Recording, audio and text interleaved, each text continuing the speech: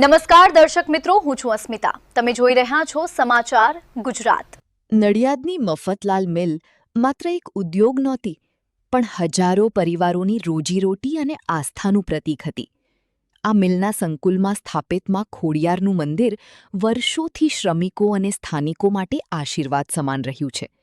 સમયના ચક્ર સાથે મિલ બંધ થઈ, પણ ભક્તોની આસ્થા ક્યારેય ડગી નહીં. આજે આ જ પવિત્ર સ્થાને ભવ્ય જીર્ણોદ્ધાર સાથે માતાજીની પુનઃ प्राण प्रतिष्ठा કરવામાં આવી છે. नाम विशेष वर्मा है। मैं अरविंद मफतलाल ग्रुप का कम्युनिकेशन हेड हूँ और आज हम नडियाड में हैं खोडियार माता के मंदिर का रीइनॉग्रेशन करने।